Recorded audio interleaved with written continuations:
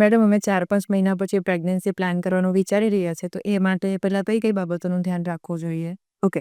હવે છે ને સૌપ્રથમ તમારે અમુક બેઝિક ઇન્વેસ્ટિગેશન કરાવી લેવાના છે. જેમ કે CBC, haemoglobin, calcium, thyroid, sugar અને ખાસ કરીને તમારા હસબન્ડનું પણ સેમેન એનાલિસિસ, રાઈટ?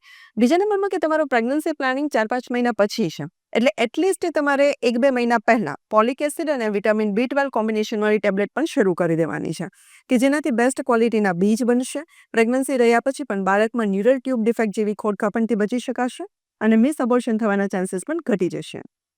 ત્રીજા નંબરમાં જે બહુ અગત્યનું છે કે હેલ્ધી લાઇફસ્ટાઇલ અપનાવવાની છે. એટલે કે સાત્વિક ડાયટને ફોલો કરવાનો છે અને બહારની ખાણીપીણીને ટોટલી બંધ કરવાની છે.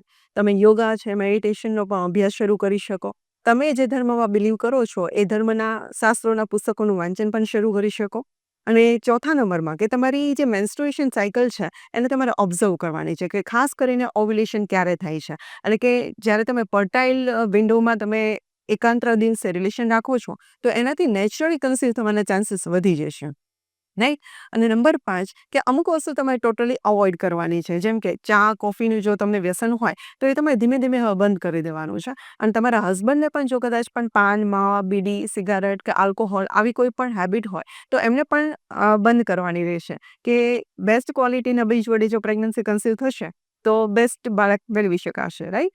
અને સૌથી લાસ્ટ પણ સૌથી અગત્યનું, જો તમને ઈચ્છા હોય કે મારે એક શ્રેષ્ઠ સંતાનને જન્મ આપવો છે તો પ્રી પ્રેગ્નન્સીથી જ ગર્ભ સંસ્કારના ક્લાસને જોઈન કરીને ત્યાંથી માર્ગદર્શન મેળવીને એ વિજ્ઞાનને સમજીને અને એને ફોલો કરીશું તો આપણે ત્યાં પણ એક શ્રેષ્ઠ સંતાનનો જન્મ થઈ શકે છે.